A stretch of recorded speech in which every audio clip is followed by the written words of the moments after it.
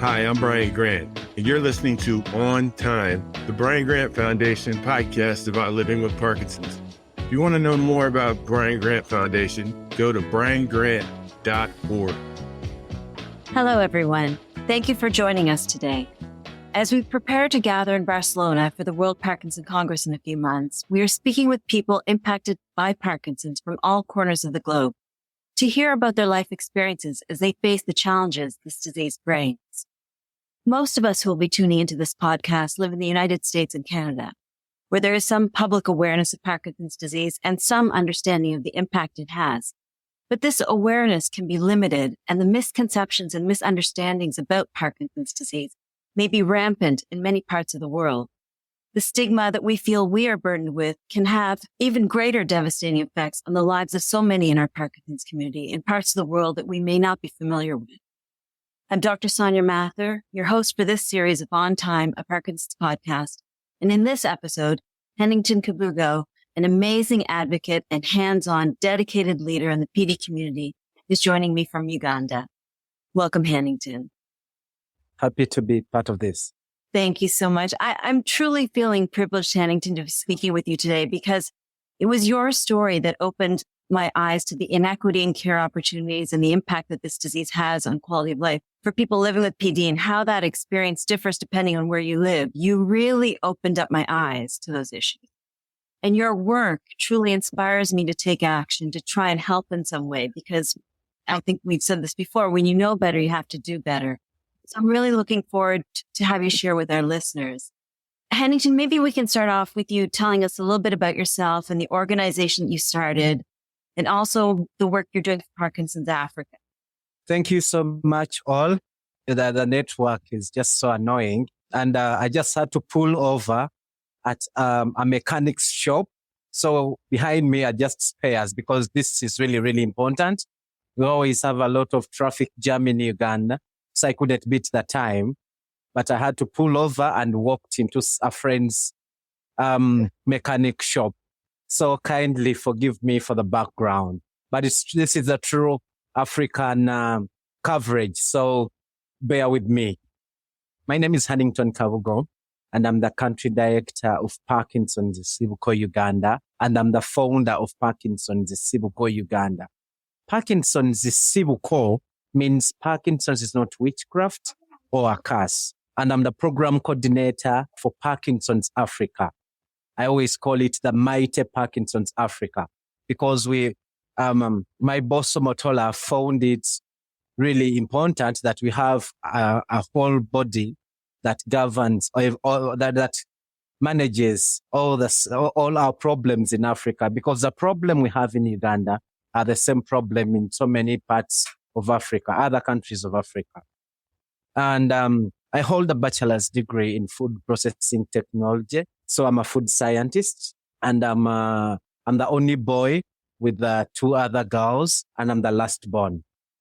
It is not common in Uganda to find a man like my dad having only 3 children. Just a few days ago, we buried my friend's, my dad's friend, who had 42 children. So 42. They always look at my dad as a joke. Oh 42. It doesn't shout like a shock in Uganda, but wow. it shouts like a shock to people like my dad who have few children. So I thank my dad that he had 3 children that he could manage. That's why I'm capable of speaking this English with so many people in the diaspora.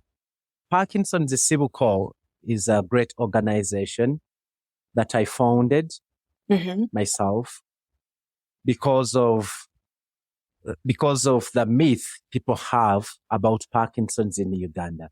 People think Parkinson's is witchcraft, and people think Parkinson's is a curse. So if someone has Parkinson's, people will even run away from you because they think you're possessed by either demons or you're witched. And then this happened 14 years ago, my mom. So Hannington, do you mind sharing the story of your mother who had YOPD and how that experience has inspired your work? I don't mind at all, because it's the story that I share that other people can know what happens here. And it's through that story that I've managed to help others. So I don't mind at all. So can you tell us a little bit about your mom's story, Henning? Yes. My mom died with Parkinson's 14 years ago. That was in 2009 on a Saturday at 11:30 p.m. And what happened, they had a discussion with my dad. I always tell people they had their silly discussions with my dad in their bedroom. And then they came out and said, hey, you know what, guys? We want to leave mom alone in this house. And I said, no, this is not right. How can my mom stay alone? Someone who can't hold a cup, someone who can't wash herself clothes, who can't even wash utensils, who can't cook for herself. How is she going to stay alone? And then my mom now answered that, no, it's fine. I'll stay, I'll manage. So it's because maybe she had a lot of love for us that she thought the more we stayed with her, she would definitely get the disease. So because she wanted us not to suffer the way she's suffering, that's why she thought we would live so that we don't get the disease. Because she didn't have the knowledge of Parkinson. She didn't know anything about Parkinson. Because she knew she was possessed. She knew she was bewitched. And the only thing was her to stay alone, to be abandoned, which wasn't right anyway. So we left her alone in the house. So when we were in our rented apartment with my dad and my two sisters, I had to leave that place. I sneaked because they didn't want us to come to ever see our mother again, because they knew if we ever come back to her and touch her, we'll get Parkinson's. So I sneaked and came to see my mom. Mm-hmm. So when I came to see my mother, a very beautiful woman, she was growing, she couldn't walk, and she had scratched a wall with a metallic bottle top, a soda bottle top. So when she scratched it, the hole on the wall, the hole was created. So I asked her how the hole was created on the wall. Mm-hmm. So she said she scratched the wall to get the dust because she was hungry, because she had nothing to eat. And because she had nothing, she had to eat the dust and water because she didn't have anything to eat. So I thank the lady, I always call her my mom's hero, who would come and give my mother food. Mm-hmm. She would put the plate of food down and had a stick like 3 meters long. She would use that stick to push the plate to my mother so that they don't get direct contact with my mother who has Parkinson's. Okay. So this came until the time when I lost my mother. She was never diagnosed with Parkinson's. She even didn't know she had Parkinson's. She didn't know what she was suffering from. Is this the same situation that exists today, Hannington, for people with Parkinson's in Uganda? We have a number of people who have such situations. There's a lady who was raped because she has Parkinson's. And her daughter, who's 9 years, Faith Lydia, was raped because this guy who raped this girl was told to go and find a person who has Parkinson's or their daughter so that when they sleep with this girl, this guy will be blessed. This guy will be rich. And I met this girl. Her organs were damaged. Maybe Cheryl and other friends put up a fundraiser. We took her to hospital. She was operated and she's back to school. And the guy is taken to jail. So all these things still happen in Uganda. They still happen in Africa. Right? And us as Parkinson's Civil Corps, we are doing this to create awareness, to dispel the myth that people can live happily with their Parkinson's loved ones. And this is what we are really, really doing. Even with less funds, that we don't have enough funds to do this, to create awareness, to help people, to teach the medical doctors to know that this person has Parkinson's. As Parkinson's Civil Corps, we are doing it with our little funds, with my only salary. and other people who come in to help with Parkinson's Africa, we are doing this to dispel this myth. So we've only covered 3 districts. So there are so many districts, and I believe that still exists. Hannington, I've heard these stories from you before, and each and every time it just impacts me so deeply to think that these horrific things are happening still today. And, the awareness just is not there. You mentioned that you're trying to increase awareness. What are some of the efforts that you've undertaken to improve public's knowledge about Parkinson's disease? What we do to create more awareness, one, we have what we call the VHWs, the village health workers. These are like volunteers who we teach about Parkinson's, how they can help people with Parkinson's, how Parkinson's patients can live happily with their loved ones, how they can eat together, how they can diagnose patients. So we teach these people to go to their communities, back to their communities, to create awareness, to tell the community about Parkinson's. And we've gone to the media. We've gone to the newspapers. All these are measures we are putting to create awareness about Parkinson's. Just recently, it was just recently on the 8th of March on the Women's Day. Every day it's been hurting me. If Parkinson's doesn't kill someone, then why would my mom die with Parkinson's? Why didn't she live happily with her Parkinson's? Right? And this lady, my auntie, always never wanted to tell me.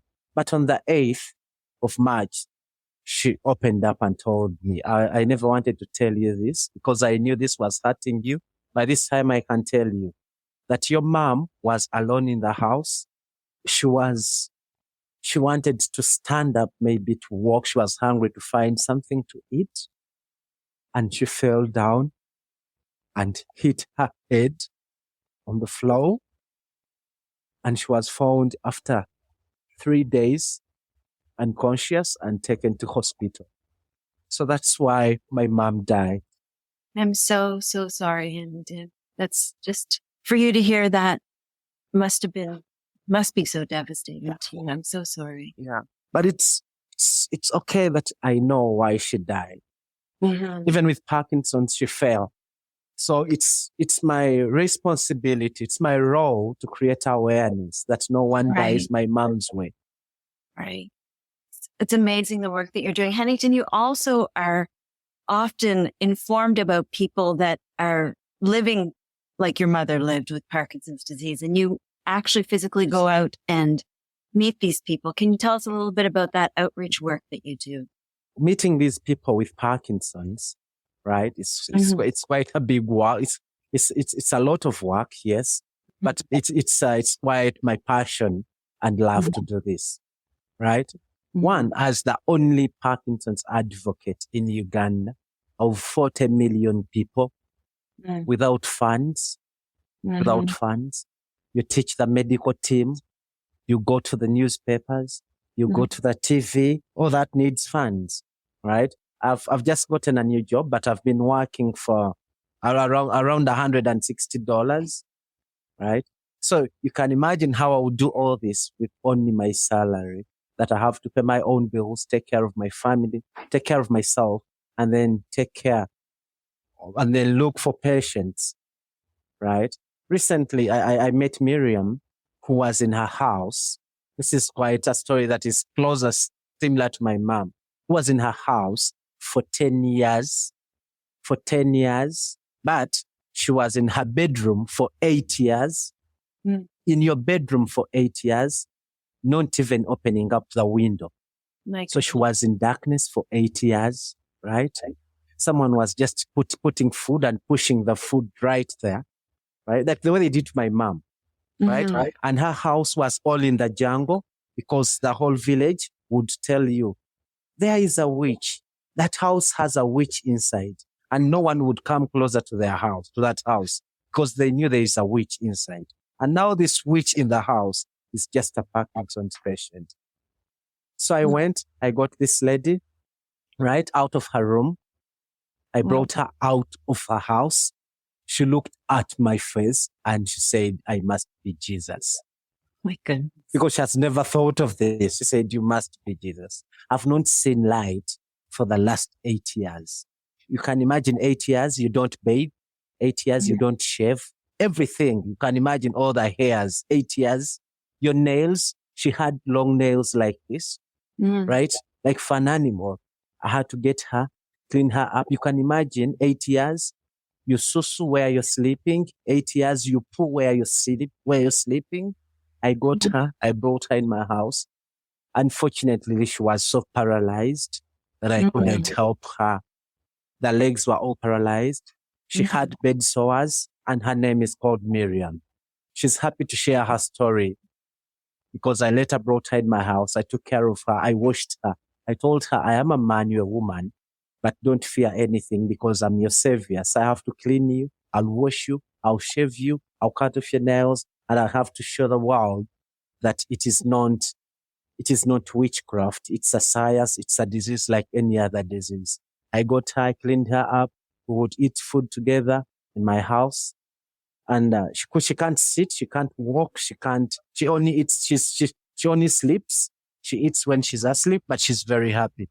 And she told me every time she prayed to God was, I want to die because I'm useless in this world. But I brought her back and she knows she's useful to this world.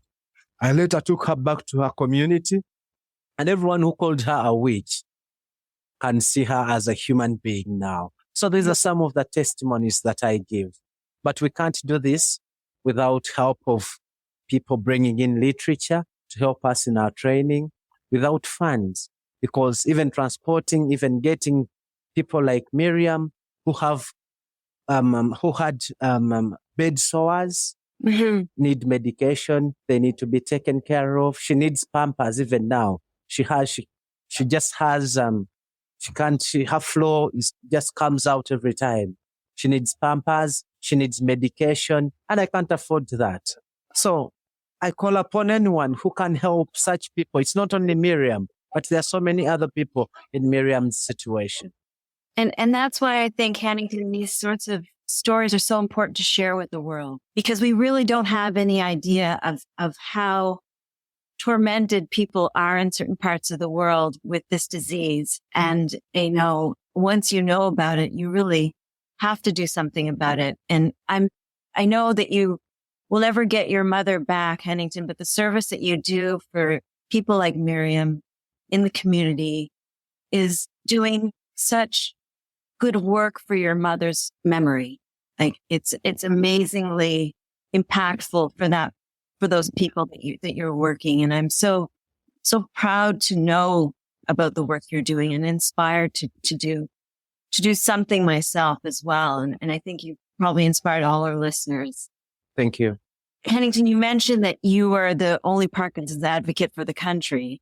And I also know that the medical system really is very limited for most people in Uganda.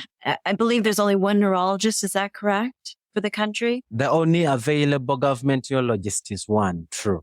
There are other neurologists, but there are like 4 who work in very expensive private clinics and people cannot afford them. So it is only one available neurologist.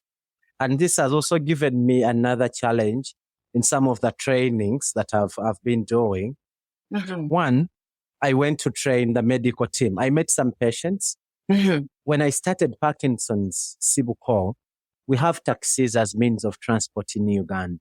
Mm-hmm. So many taxis, like 70% of people use taxis.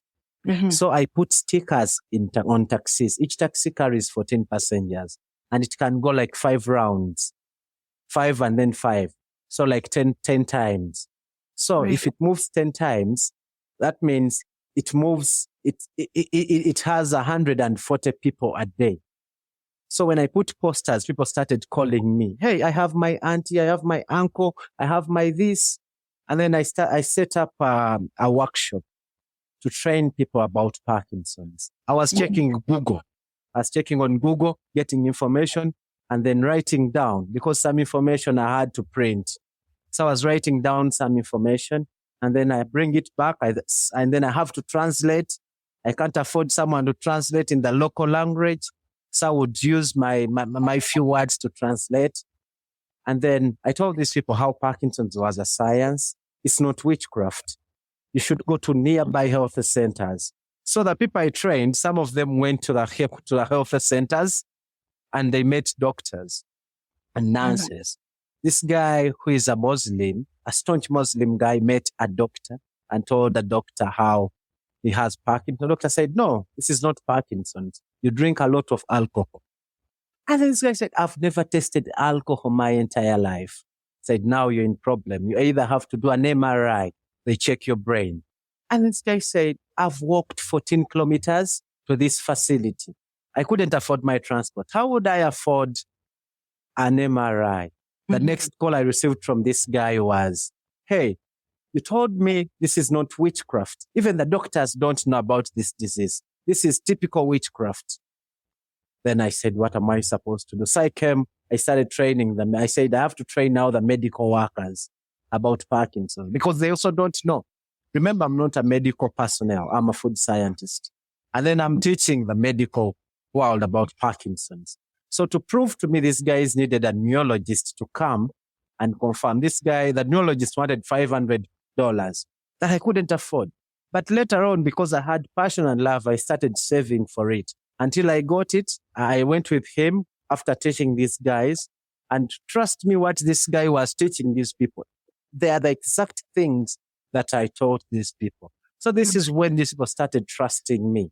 Right. And it's this neurologist, after confirming these other doctors and nurses in the training, these are the same people we use to diagnose these patients and write on the diagnosis forms because I can't write on the diagnosis form because I'm not a doctor. So we have doctors who sign on medical forms to confirm that this person has Parkinson's. So this is how I handle that situation, Sonia. And Hannington, you and I are working together on, looking at medication equity for countries in Africa. So can you tell our listeners a little bit about the medication access and what you're trying to do to help that? Oh, of course, those are some of the challenges. Talking about literature, yes. At least we can access literature on Google. We've accessed the patients. We've identified them. Some have been diagnosed. But after diagnosing, we emphasize exercise. Do I have to exercise day and night? I even wake up at night to exercise? No. So that means this person needs medication. Someone needs close to $35 to $40 a month for medication. Right? And then this person can't afford this medication. Right? But I thank the World Parkinson's program that has helped us with medication for 56 patients. So if we get other organizations, other individuals who want to donate medication to our patients, right? That would be so good. So far, we have around 96 patients, and you can imagine only 56 are on medication. So the 40 are not on medication because we had to have a limit on these patients. Right. And the 90 patients are the patients who really, really need medication. The 40, some Sonia can say, I'm buying medication for this month, I'm buying medication for this week. And then someone can have medication for a week, and then other weeks, no medication. And then the symptoms raise. We've actually lost a patient because he ran out of medication. We told him to exercise, said, I can't exercise without medication. So medication is very important. So I call upon anyone who wants to donate to give medication. He is very much welcome. That brings me to sort of a question about there's so many areas that need attention and improvement in your community. What would be the most important thing you think to make a difference in the lives of people with Parkinson's in Uganda? What would that be? What would be a huge, huge impact? There are two things. One is training of medical workers. Training of medical workers. It is very, very important because when we train the medical workers, we inform the people, we tell the people to go to these facilities. They find medical workers who are who know much about Parkinson's, and they can know how to handle a Parkinson's patient. The other thing is medication. To be honest, we need medication because we can't do without medication, even when we advocate for exercise, but we need medication. Hannington, your work is so impactful. I want to leave this with you actually to ask you, is there anything else that you want to share with our listeners that you think is important for us to know about the situation in your country? What I want to tell the world out there is that Parkinson's, so many people think that Parkinson's is witchcraft. Parkinson's is a curse. Someone has Parkinson's, people think they are possessed. And people will abandon their families. They don't want to get closer to them because they have Parkinson's. So more awareness is needed in Africa. More trainings of medical workers is needed in Africa. And medication is really, really needed in Africa. So let us all focus in such parts of the world that people still think that Parkinson's is a curse or Parkinson's is witchcraft. Thank you so much, Hannington, for joining us today and sharing your remarkable story, your commitment, your dedication, your passion, the love with which you do your work is really inspiring to us all. Thank you so much. Neurological disorders are the leading source of disability in the world, and Parkinson's disease is the fastest growing of these disorders. This disease really knows no boundaries according to gender, race, ethnicity, geographic and political borders. And becoming aware of the experience of this disease for members of our global Parkinson's community is not just interesting, but vitally important. We need to stand shoulder to shoulder to advocate for optimizing care, regardless of where you live in this world. Thank you to our listeners. Until next time, wishing you the best day possible. Thank you so much for joining us and hope to see you again as we continue to explore the global Parkinson's experience. Thank you. Hi, this is Katrina Call, Executive Director of the Brian Grant Foundation. Thank you for listening to our podcast, which is one of our many programs to help empower people impacted by Parkinson's disease to lead active and fulfilling lives. Our programs are possible because of the generous support of our donors. Please consider helping us continue this work by making a donation at briangrant.org. Thanks again for listening. The Brian Grant Foundation empowers people impacted by Parkinson's to lead active and fulfilling lives.